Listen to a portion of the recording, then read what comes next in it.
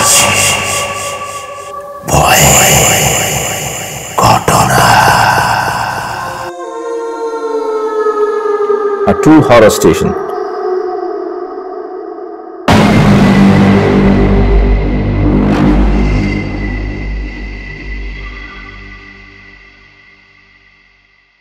Welcome back, সবাইকে স্বাগত জানিয়ে আজকের এপিসোড শুরু করছি। ব্যাক টু ব্যাক দুটো গল্প আপনাদের শোনাবো। 6টা গল্পের সিরিজের যে ঘটনাগুলো আপনাদের শোনাচ্ছিলাম, আজকে আপনাদের শোনাবো 5 নম্বর গল্প। সো প্রত্যেকে সমস্ত কাজ শেষ করে কানে হেডফোন দিয়ে বসে পড়ুন আর রোমহর্ষকর সত্যি ঘটনার সাক্ষী হয়ে থাকুন। আর সময় নষ্ট না করে চলে যাব সরাসরি গল্পে। আর যারা এখনও চ্যানেলটাকে সাবস্ক্রাইব করে উঠতে পারেননি তাদেরকে বলবো অবশ্যই চ্যানেলটাকে সাবস্ক্রাইব করুন, পাশে থাকা বেল আইকনটাকে প্রেস করে দিন। আর যারা অলরেডি সাবস্ক্রাইব করেছেন তাদেরকে জানাই অসংখ্য ধন্যবাদ। আর আপনারাও আপনাদের জীবনে ঘটে যাওয়া এরকম কোনো ঘটনা কিংবা আপনাদের শোনা কোনো ঘটনা অবশ্যই আমাকে লিখে পাঠাতে পারেন। কোথায় লিখে পাঠাবেন সমস্ত লিঙ্ক ডেসক্রিপশনে দেওয়া আছে, অতি সহজে আপনারা খুঁজে নিতে পারবেন। তো চলে যাচ্ছি সরাসরি গল্পে। সঙ্গে আছি আমি কৌশিক, সাউন্ড এবং গ্রাফিক্সে আমার সাথে আছে আবির। এক মহান তান্ত্রিকের জীবনে ঘটে যাওয়া অনেক ঘটনার মধ্যে থেকে কিছু ঘটনা আপনাদের আগে আমি শুনিয়েছি, আরও কিছু ঘটনা আপনাদের আগে আমি শোনাবো। আজকে আপনাদের শোনাবো 5 নম্বর গল্প। আমাকে আপনি রক্ষা করুন, আমি আর পারছি না। আমার পায়ের ওপর আছড়ে পড়ে কাঁদতে কাঁদতে বলে চললেন হারাধন চট্টোপাধ্যায়। বুঝতে পারলাম দরজার পর্দার আড়ালে দাঁড়িয়ে শুনছে তার কথাগুলো বিরক্ত ভলেন্টিয়ারের দল। হারাধন চট্টোপাধ্যায় সেদিন এসেছিলেন কোনো রকম অনুমতিপত্র না নিয়ে এবং জোর করে দেখা করতে চেয়েছিলেন। ভলেন্টিয়াররা তার কথা আমাকে জানাবার পর তাকে অনুমতি দিয়েছিলাম দেখা করবার জন্য। উঠে বসুন, আপনার কি অসুবিধা সব জানাতে পারেন বলেছিলাম তাকে। আপনি অন্তর্যামী, নিশ্চয়ই সব বুঝতে পারছেন। আজ 2 দিন ধরে আমরা কেউ বাড়িতে টিকতে পারছি না, অসম্ভব ভূতের উপদ্রব। কাঁদতে কাঁদতে বলে চলেছিলেন হারাধনবাবু। ভূত? ভূত আবার আছে নাকি জিজ্ঞাসা করেছিলাম তাকে। আবার পায়ের ওপর পড়ে হারাধনবাবু কাঁদতে কাঁদতে বলে চলেছিলেন, আমাকে ক্ষমা করবেন, আমি আপনাকে ভুল বুঝেছিলাম। কথা সাহিত্যে আপনার লেখা অবিশ্বাস্য সত্য শিরোনামের গল্পগুলো পড়তে পড়তে খুব ভালো লাগতো। গল্পগুলোর বাঁধনি এবং প্রকাশভঙ্গি সত্যিই অদ্ভুত। গল্পরসে উত্তীর্ণ প্রত্যেকটি লেখা। আপনার কলমের প্রশংসা না করে পারি না। কিন্তু বর্তমান বিজ্ঞানের যুগে ল্যাবরেটরি টেস্ট টিউব প্রমাণিত সত্য ও সাধারণ বুদ্ধিতে যার ব্যাখ্যা চলে, তাছাড়া কিছুই যে বিশ্বাস করতে মন চায় না। সব কিছুই আশারিয়া গল্প বলে মনে হয়। তাই আপনাকে উক্ত মর্মে একটা চিঠি লিখেছিলাম। কথা শেষ হলেও হারাধন চট্টোপাধ্যায় পা দুটো জড়িয়ে ধরে সমানে কেঁদে চলেছিলেন। তাকে হাতে ধরে টেনে তুলে বসিয়েছিলাম এবং জানিয়েছিলাম এই পৃথিবীর অনেক কিছুরই কারণ বৈজ্ঞানিকের সূক্ষ্ম দৃষ্টিতে বা চুলচেরা বিচারে ধরা পড়েনি। তাই বলে সেগুলোকে মিথ্যা বলে উড়িয়ে দিতে পারি না। যাই হোক, বলুন কী ভুতুড়ে উপদ্রব হচ্ছে আপনার বাড়িতে বলেছিলাম হারাধনবাবুকে। হারাধনবাবু বলে চলেছিলেন, গত পরশুদিন রাতে শোবার পরই হঠাৎ স্বপ্ন দেখলাম একটা বিরাট গোখরো সাপ আমার বিছানার পাশে ফণা তুলে ফোঁস ফোঁস করছিল এবং মাথাটা দোলাচ্ছিল। তারপরেই গোখরোটা আমার ডান পায়ের ওপর মারল এক ছোবল। দুঃসহ যন্ত্রণা, তার ভয়ে ঘুম ভেঙে গেল। এই জাতীয় দুঃস্বপ্ন তো দূরের কথা, স্বপ্নই আমি কখনো দেখিনি। পাশে স্ত্রী ঘুমাচ্ছিলেন, তিনি হঠাৎ চিৎকার করে উঠে বসলেন। জিজ্ঞাসা করায় তিনি জানালেন বিভৎস চেহারার এক বৃদ্ধা মেয়ে ছেলে 2 হাত বাড়িয়ে তার দিকে এগিয়ে আসছিল। মাথায় তার এলোমেলো রুক্ষ কাঁচা পাকা চুল, চোখের ভয়ঙ্কর চাহনি, চোখ দুটো তার ঠেলে বেরিয়ে আসছিল। সাদা সাদা উঁচু নিচু দাঁতের পাটি দুটো বের করে একটা বিকট শব্দ করছিল সে। সেই শব্দে সারাটা বুক কেঁপে উঠছিল। আমি দেখেছিলাম আমার স্ত্রীর বুকের ভেতরটা তখনও বেশ ধড়ফড় করছিল। তখন থেকে আমরা দুজনেই ছিলাম জেগে। মিনিট 2-3 পরেই জাগ্রত অবস্থায় আমরা দুজনেই শুনলাম সারাটা ঘর জুড়ে সাপের ফোঁস ফোঁস করে শব্দ। মশারিটার গা বেয়ে উঠতে আরম্ভ করলো সেই বিরাট গোখরো সাপটা। ভয়ে আড়ষ্ট হয়ে আমরা দুজনেই বিছানার মধ্যে কাছাকাছি বসেছিলাম। ভাবতেও পারিনি এই জাতীয় ঘটনা কখনো ঘটতে পারে। একটু পরেই সেই ভয়াবহ মুহূর্তে মশারির ধারে দেখতে পেলাম শুধু একটা মেয়ে মানুষের মাথা। দেহটা তার নেই, কোটরগত 2 চোখ দিয়ে আগুনে স্ফুলিঙ্গ বের হচ্ছিল এবং দাঁতে দাঁত ঘষার কর্মর শব্দ আমরা দুজনেই শুনেছিলাম 2 কান করে। দুজনে দুজনকে জড়িয়ে ধরে আড়ষ্টভাবে বসেছিলাম তখন। এমন সময় সেই দেহহীন মুন্ডুটা খলখল করে হাসতে আরম্ভ করলো। সে তো ঠিক হাসি নয়, ভয়ঙ্কর অট্টহাসি। ভয়ে ও আতঙ্কে আমাদের দুজনেরই গলা তখন গিয়েছিল শুকিয়ে, একটা কথাও উচ্চারণ করবার শক্তি ছিল না। তার একটু পরেই সেই দেহহীন মুন্ডুটা ঘরের চারপাশে তীর বেগে ঘুরতে লাগলো। আমার স্ত্রী তখন ভয়ে চৈতন্য হারিয়েছিলেন এবং আমারও অবস্থা ক্রমশই সঙ্গীন হয়ে আসছিল। তারপর আমার আর কিছু মনে নেই। গতকাল রাত্রেও এইসব ঘটনার পুনরাবৃত্তির ভয়ে আমরা টর্চ লাইট ও আমার রাইফেলটা নিয়ে শুয়েছিলাম। কিছুতেই ঘুম আসছিল না আগের দিনের রাত্রে সেই আতঙ্কময় ঘটনার কথা ভেবে।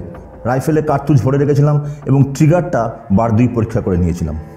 নিমেষের মধ্যে ঘরের নাইট ল্যাম্পটা গেল নিভে আর আমাদের খাটটা উঠে চলল ছাদের দিকে। কম্পিত হাতে টর্চ জেলে দেখলাম মশারির 4 কোণে দড়িগুলো গেছে ছিঁড়ে এবং আমরা ক্রমশই ছাদের দেওয়ালের সঙ্গে যাচ্ছিলাম চেপটে। রাইফেল ছোঁয়া তো দূরের কথা, আতঙ্কে চিৎকার করবার শক্তিটুকু তখন হারিয়ে ফেলেছিলাম। একটু পরেই খাটটা আবার নিচে নেমে এলো এবং মশারি 4টে কোণ আপন হতে দড়িতে বাঁধা হয়ে গেল। আতঙ্কগ্রস্ত হয়ে যখন দুজনেই শুয়েছিলাম, হঠাৎ মশারিটা গেল উঠে এবং মশারির মধ্যে ঢুকলো এক বৃদ্ধা নারী। একটু পরে ফট করে একটা শব্দ হলো এবং সেই নারীর দেহটা হলো অদৃশ্য আর রয়ে গেল শুধু তার মুন্ডুটা। বেশ অনুভব করছিলাম তার গরম নিঃশ্বাসের স্পর্শ। মুন্ডুটা 2 চোখ দিয়ে বেরিয়ে আসছিল আগুনের স্ফুলিঙ্গ। আমার স্ত্রী ততক্ষণে চেতনা হারিয়েছিলেন। শুনেছিলাম তার গোঙানির শব্দ। আমারও হাত পা গিয়েছিল সম্পূর্ণ অবশ্যই। পাশে রাখা রাইফেলটাকে ধরা তো দূরের কথা, হাত পা নাড়তেই পারছিলাম না। চোখ দুটোকে বুজিয়ে শুয়ে পড়েছিলাম যাতে ওই ভয়াবহ দৃশ্য আর দেখতে না হয়। খানিক পরেই দেহহীন বন্ধুটা খিলখিল করে হাসতে হাসতে বলে গেল, আমরা ছিলাম, আমরা আছি এবং আমরা থাকব, আমরা অবিশ্বাস্য সত্য। তখন সেই হাসির শব্দে এবং কথায় আমি সম্পূর্ণ অচেতন হয়ে গিয়েছিলাম। লক্ষ্য করেছিলাম কথাগুলো বলবার সময় ভীত হারাধনবাবুর কপালে দেখা দিয়েছিল বিন্দু বিন্দু ঘাম এবং তার শরীরটা ক্রমশ আড়ষ্ট হয়ে আসছিল। সহাস্যে বলেছিলাম তাকে, এখন আর ভয় পাচ্ছেন কেন? এগুলো অবিশ্বাস্য হলেও সত্য। হারাধনবাবু আমার পা দুটোকে জড়িয়ে ধরে কাঁদতে কাঁদতে বলেছিলেন, আমার ধৃষ্টতা মাফ করবেন। আমি যে আপনাকে লিখেছিলাম অবিশ্বাস্য সত্য শিরোনামে লেখা ভুতুড়ে গল্পগুলো সম্পূর্ণ ভিত্তিহীন ও মিথ্যা, আমার স্ত্রী তা পড়েছিলেন। তিনি আজ সকাল থেকেই আমাকে কেবল পীড়াপিড়ি করছিলেন কথা সাহিত্যে অফিস থেকে আপনার ঠিকানাটা নিয়ে একবার ক্ষমা চেয়ে যাওয়ার জন্য। তাই কোনো রকম অনুমতিপত্র না নিয়েই আজ আপনাকে এভাবে বিরক্ত করতে এসেছি। তার মাথায় হাত বুলিয়ে বলেছিলাম, কোনো ভয় নেই, সহজে কোনো কিছুকে অবিশ্বাস করা উচিত নয়। ভগবানকে আমরা দেখতে পাই না, তাকে ধরতে পারি না বা তার সঙ্গে কোনো কথাও বলতে পারি না, সেজন্য কি তিনি মিথ্যে হয়ে যান? পৃথিবী জুড়ে বিভিন্ন ধর্মাবলম্বী কোটি কোটি মানুষ কি তাহলে মিথ্যা ভগবানের আরাধনা করে চলেছে?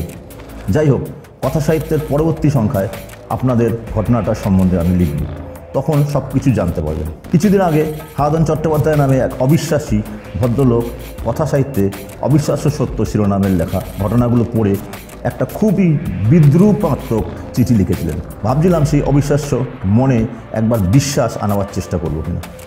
মাথায় দুষ্টবুদ্ধি এসেছিল। আমার পঞ্চমুণ্ডির আসনে মধ্যমণি ঠাকুমার মুন্ডুটাকে শুধু জানিয়েছিলাম আমার ইচ্ছের কথা। ঠাকুমার মুন্ডুটা এক বিরাট ইতিহাস। ওটি ছিল বিখ্যাত তন্ত্রসাধক নগেন বাবার ঠাকুমার মুন্ডু। নগেন বাবুর কাছেই শুনেছি তার সব কথা। নগেন বাবার সঙ্গে পরিচয়ের পর প্রথম যেদিন তার সঙ্গে তারই বাড়িতে গিয়েছিলাম, দেখেছিলাম সরু লম্বা ঘরটায় এক কোণে প্রতিষ্ঠিত মায়ের আসন, আর তার এক পাশে নরমুণ্ডের ওপর ছিল একটা প্রদীপ। ঘরটায় ইলেকট্রিক লাইট ছিল না। সদ্য পরিচিত নগেন বাবাকে বড়ই রহস্যময় বোধ হচ্ছিল। তার ঘোলাটে চোখ দুটোর মধ্যে ছিল এক অদ্ভুত দীপ্তি, আর তার চেহারাটা দেখে মনে হচ্ছিল ঠিক এক চিমড়ে বামন। করগেটের টিনের মতো হাড় বার করা উঁচু নিচু ছিল তার বুকের পাজাগুলো। বয়স তখন তার 70-এর ওপর। মাথায় ভর্তি পাকা চুলের বোঁচা, দাড়িগোঁফ কামানো, পরনে একটা ময়লা ধুতি, কারফোগলা দাঁতের ফাঁক দিয়ে হাসি সর্বদাই লেগেছে। ভদ্রলোক ছিলেন একটা পাট করা চটের থলের ওপর বসে এবং আমাকে তারই সামনে মেঝের ওপর বসতে বলেছিলেন। আমি তখন কলেজে ফার্স্ট ইয়ারে পড়ি। চট থলেটা একটু উঁচু করে তার তলা থেকে 2টো বিড়ি ও একটা দেশলাই বার করে আমার হাতে দিয়ে তিনি বললেন, ধরিয়ে দে শালা। নিজেই যেন 2টো বিড়িকেই ফুকিস না, একটা তোর একটা আমার। আমি এ জাতীয় সম্বোধন ও ব্যবহার আশা করিনি, সেই জন্যেই একটু অপ্রস্তুত হয়ে গিয়েছিলাম। আমার ধূমপানের অভ্যাস ছিল না, তাই কোনো রকমে বিড়ি দুটোকে ধরিয়ে একটা জ্বলন্ত বিড়ি নগেন বাবার হাতে দিয়েছিলাম। অন্যটাকে দেখিয়ে তিনি বলেছিলেন, ফুকতে থাক শালা, সব কিছুরই অভ্যাস হয়ে যাবে। মন্ত্রমুগ্ধ সাপের মতো সেদিন প্রথমে ধূমপান করেছিলাম এবং খুব কেসেছিলাম। আর নগেন বাবা তখন ফোগলা দাঁতের ফাঁক থেকে হি হি করে হাসছিলেন আর মজা দেখছিলেন। বিড়ি খাওয়ার জন্য তিনি মায়ের আসনের একটা কুশাসনের ওপর গিয়ে বসলেন। হাত পা ধোয়া বা আচমন করার কোনো বালাই ছিল না। প্রথমেই আরম্ভ করলেন প্রাণায়াম। শুকনো সরু বুকটার ভেতর থেকে যে শ্বাস প্রশ্বাসের শব্দ বেরোচ্ছিল তাতে সারাটা ঘর প্রতিধ্বনিত হয়ে উঠেছিল। আমি নিয়মিতভাবে যোগাসন করতাম আর প্রাণায়াম ছিল যোগাসনের একটা অঙ্গ, কিন্তু কোনোদিন অত জোরে বা সশব্দে শ্বাস প্রশ্বাস নিতে ও ফেলতে পারতাম না। তাছাড়া তার দমও ছিল অনেক। এক নিঃশ্বাসে 48 বার ক্রিং শব্দটি উচ্চারণ করা এবং ওই চিমড়ের বাবুনের কাছে একটুও কঠিন ছিল না। মুগ্ধ বিস্ময়ে লক্ষ্য করছিলাম নিয়মিতভাবে মাজা যজ্ঞপৈতটার তলায় শুকনো বুকটা 4 ইঞ্চির বেশি ফুলে উঠছিল, আবার নেমে আসছিল। কোনো রকম মন্ত্রপাঠ বা কিছু লক্ষ্য করলাম না। একটা ছোট থালায় রাখা গোটা কয়েক গুড়ের বাতাসা তিনি মায়ের ছবিটাতে একবার ঠেকালেন, তারপর আমার হাতে 4টে বাতাসা দিয়ে নিজে দুটো বাতাসা খেতে আরম্ভ করলেন। পাশে রাখা একটা বড় মাটির জালা থেকে দুটো অ্যালুমিনিয়ামের গ্লাসে পানীয় জল বার করে নিজে 1 গ্লাস খেলেন ও আমায় 1 গ্লাস দিলেন। বেশ ভালো লাগছিল ভদ্রলোকের সহজ সরল ব্যবহার ও পুজো পাঠ। আমি একটু ইতস্তত করছিলাম। নগেন বাবা নিজেই বললেন, এবার যা, তোর কলেজের দেরি হয়ে যাবে, তবে আবার আসবি শালা। আমিও তাকে প্রণাম করে তাড়াতাড়ি বাড়ির দিকে রওনা হয়েছিলাম। পথে শুধু তার কথাই ভাবছিলাম। দিন এগোতে লাগলো। আমিও নগেন বাবার কাছে সুবিধা হলেই চলে যেতাম। প্রতিদিনই প্রায় দেখতাম অনেক লোক, পুরুষ ও মহিলা তাকে ঘিরে বসে থাকত। সিমেন্টের মেঝের ওপর তিনি খড়ি দিয়ে কী সব হিজিবিজি কাটতেন আর সেই সব লোকেদের ভূত ভবিষ্যৎ বলে দিতেন। লোকগুলিও মুগ্ধ বিস্ময়ে তাকে প্রণাম করে যেত। কেউ একটা পয়সাও দিত না, আর নগেন বাবাও কারো কাছে কিছু চাইতেন না।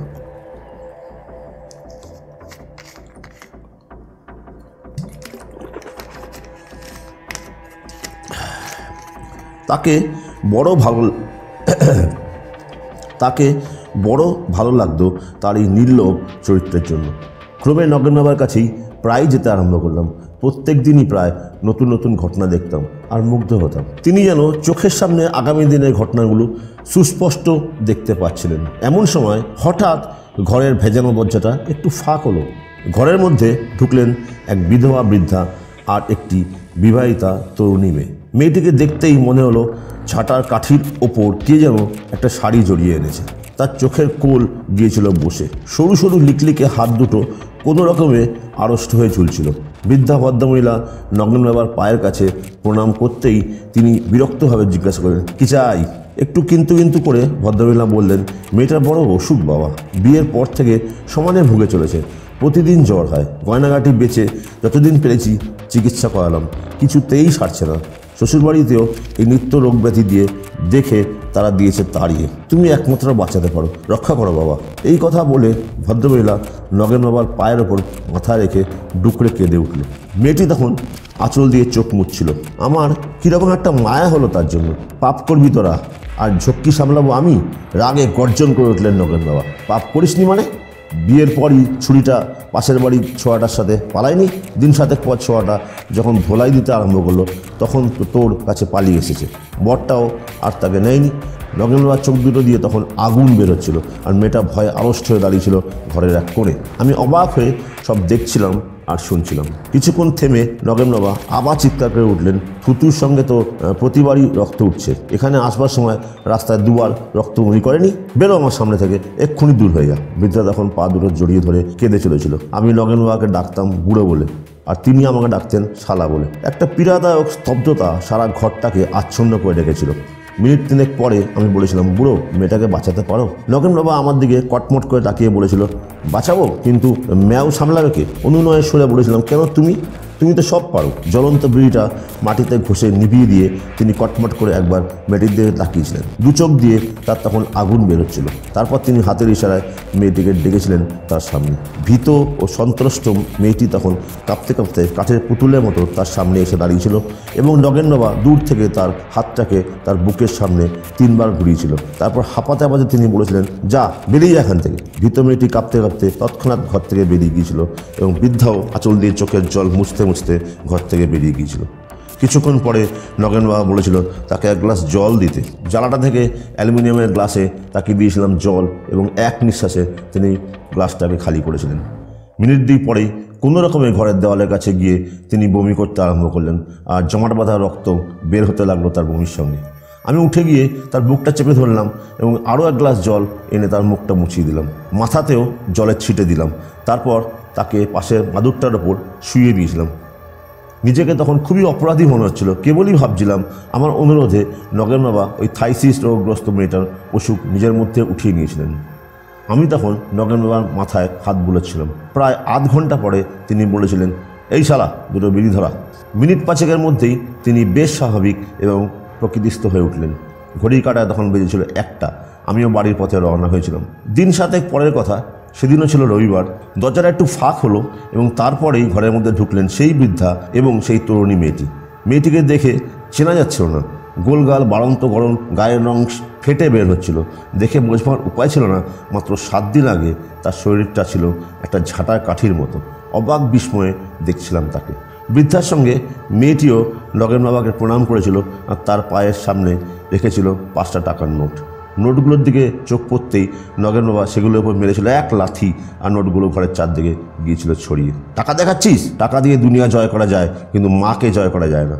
টাকাগুলো নিয়ে এক্ষুনি বেরিয়ে যাওয়ার ঘর থেকে রাগত স্বরে বলে উঠেছিল নগেন বাবা। ভীত বৃদ্ধা ও তরুণী মেয়েটি তখন শাড়ির আঁচল দিয়ে চোখের জল মুছছিল। বড় কষ্ট হচ্ছিল তাদের দেখে। টাকাগুলো রাগ বুড়ো, মনে বড় কষ্ট পাবে, ফিসফিস করে বলেছিলাম তাকে। আমার উপর একবার কটমট করে তাকিয়ে তিনি আর কথার দেননি। আমিও টাকাগুলোকে কুড়িয়ে এনে তার চটের তলায় ভরে দিয়েছিলাম। কিছুক্ষণ পরে বাড়ির পথে এগোবার সময় কেবলই ভাবছিলাম নগেন বাবার অদ্ভুত নির্লোভ চরিত্রের কথা। তার কাছে প্রতিদিন একবার যাওয়া আমার নেশায় পরিণত হয়েছিল। পরের রবিবার সকালে তার পাশে বসে বিড়ি খাচ্ছিলাম। হঠাৎ ভেজানো দরজাটা ফাঁক হলো। তারপরেই ঘরেতে ঢুকলো একটি জোয়ান ছেলে, পরনে ময়লা ছেঁড়া ধুতি আর তাপ্তি মারা শার্ট, শুকনো মুখ, মাথায় ছিল শুধু রুক্ষ এলোমেলো চুল। ছেলেটি নগেন বাবাকে প্রণাম করে বলল, বাবা, তুমি বলেছিলে এই সপ্তাহে আমার একটা চাকরি হয়ে যাবে, কিন্তু আজও হয়নি। গতকাল আমাদের রান্না হয়নি, সবাই উপবাস করে বসে আছে। আজ এখনও উনুনে হাঁড়ি চড়েনি। ছেলেটির বুক ফেটে একটা চাপা দীর্ঘ নিঃশ্বাস বেরিয়ে এলো। নগেন বাবা মাথা ঝুঁকে কি একটা ভাবলেন। তারপরে চটের তলা থেকে সেই 5টা টাকার নোট বার করে ছেলেটির হাতে দিয়ে বললেন, নে, উপস্থিত এইটা নিয়ে যা, কিছু বাজার করে ফেল, তারপর আমি দেখছি। ছেলেটি একটু ইতস্তত করে সেই টাকা নিয়ে ঘর থেকে চলে গেল। আমি শুধু দেখছিলাম নগেন বাবার বিস্ময়কর কার্যকর্ম। এইরকম কত অবিশ্বাস্য ঘটনায় যে দেখেছি নগেন বাবার কাছে তা লিখে শেষ করা যায় না। অনেক শিখেছি তার কাছে। সত্যি বলতে কি, তার কাছে হয়েছিল আমার তন্ত্র সাধনার হাতে করি। তার উপস্থিতিতেই হয়েছিল আমার সব সাধনা। কত বিচিত্র ঘটনার কথা তিনি প্রতিদিন বলতেন আর আমি অবাক হয়ে শুনতাম। মায়ের আসনের পাশে সেই নরম মুন্ডুটার কথা কতবার যে তিনি বলেছিলেন তার ঠিক নেই। এই মুন্ডু ছিল তার ঠাকুমার। হাওড়া জেলার বাগনান থেকে কিছু দূরে একটি গণ্ডগ্রামে ছিল তাদের বাস। তার ঠাকুমা ছিলেন মহাশক্তিশালিনী এক তন্ত্র সাধিকা। মঙ্গলবার অথবা অমাবস্যার রাতে তিনি চলে যেতেন শ্মশানের ধারে আর সারাটা রাত সেই নির্জন শ্মশানে নিরিবিলি পরিবেশে থাকতেন ধ্যানস্থ। তার ঠাকুরদা তখন মারা গিয়েছিলেন আর ঠাকুমার বয়স হয়েছিল 51। এই ঠাকুমাই তাকে তন্ত্র সাধনার পথে টেনে নিয়ে গিয়েছিলেন। একদিন ভোরে ঠাকুমা আর শ্মশানঘাট থেকে ফিরলেন না। তখন তারা সবাই গেলেন শ্মশানের ধারে ঠাকুমার সন্ধানে। একটা চিতার ধারে তারা পেয়েছিলেন ঠাকুমার মৃতদেহ। সারাটা শরীর তার নীল হয়ে গিয়েছিল। ডান পায়ের এক পাশে ছিল একটু ক্ষতচিহ্ন আর জমাট বাঁধা কালো শুকনো রক্ত। সকলেই বলেছিল তাকে কোনো বিষাক্ত সাপ ছোবল মেরেছে। লক্ষ্মীন্দর বেহুলার আদর্শে সাপে কাটা মোড়াকে পোড়ানো হয়নি, পাশেই গাঙের জলে ভাসিয়ে দেওয়া হয়েছিল। দিন 4 পরে সকালে নগেন বাবা গাঙে স্নান করতে গিয়ে ঘাটের ধারে দেখেছিলেন অসংখ্য শকুন ও হাড় গিলে। কৌতূহলবশত তিনি সেখানে গিয়ে দেখেছিলেন তার ঠাকুমার মৃতদেহটা গাঙের চরে আটকে পড়েছিল। শকুন আর হাড় গিলেগুলো সেই মৃতদেহটাকে খাচ্ছিল। নগেন বাবা একটা লাঠি এনে সেগুলোকে তাড়িয়ে ঠাকুমার মৃতদেহটাকে গাঙের চরে পলিমাটির তলায় দিয়েছিলেন পুঁতে, কিন্তু তার মুন্ডুটা দেহ থেকে গিয়েছিল খসে। সেই মুন্ডুটাকে তিনি গাঙের জলে ভালো করে ধুয়ে পরিষ্কার করে বাড়িতে নিয়ে এসেছিলেন। সেই থেকে ঠাকুমার মুন্ডুটা রয়ে গিয়েছে তার কাছে। বিনা মাইনের দারোয়ার মতো মুন্ডুটা তাকে সব সময় রক্ষা করে চলেছে। পরে তিনি মুন্ডুটাকে তার প্রদীপের পিল সুইচ করেছিলেন এবং প্রতিদিন সন্ধ্যার পর মুন্ডুটার উপর প্রদীপ জেলে তিনি গীতা ও বটুক পাঠ করতেন। কথাগুলো বলবার সময় তার কণ্ঠ রুদ্ধ হয়ে আসছিল আর দুটো চোখ আসছিল ভিজে। এই গল্পটা তার কাছে কতবার যে শুনেছি তার ঠিক নেই, কিন্তু নগেন বাবার কাছে এই গল্প কোনোদিন পুরনো হতো না। একদিন শেষ রাতে হঠাৎ করে ঘুম ভেঙে গিয়েছিল, কিছুই ভালো লাগছিল না। বেরিয়ে পড়েছিলাম নগেন বাবার বাড়ির দিকে। স্তব্ধ বিস্ময়ে লক্ষ্য করেছিলাম তার বাড়ির সামনে অগণিত লোকের ভিড়। তারা সকলেই প্রায় আমাকে চিনত।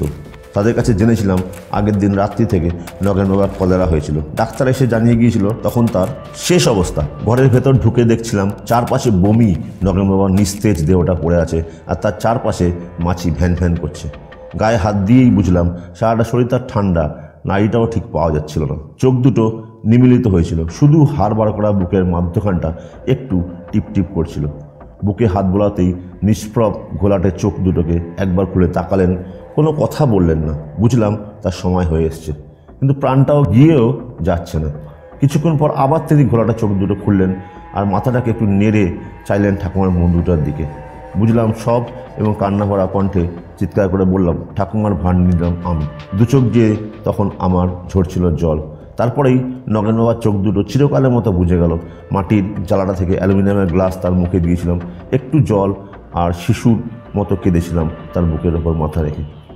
সেই থেকে ঠাকুমার মুন্ডুটা রয়ে গিয়েছে আমার কাছে পরম বন্ধুর মতো। কিছুদিন পর থেকেই ঠাকুমার মুন্ডুটার আমার পঞ্চমন্ডি সিদ্ধাসনের মধ্যমণি হয়ে উঠেছে এবং আজও সেই অবস্থায় আছে। আমার মনের যে কোনো ইচ্ছা পূর্ণ করেন ওই ঠাকুমার মুন্ডু। অনেক কাজ আমাকে করতেই হয় না। এই ছিল আজকের গল্প। কেমন লাগলো অবশ্যই আমাকে কমেন্ট করে জানান। ভালো মন্দ দুই জানান। দেখা হবে অন্য এক গল্পে। ততদিন সবাই ভালো থাকবেন, সুস্থ থাকবেন।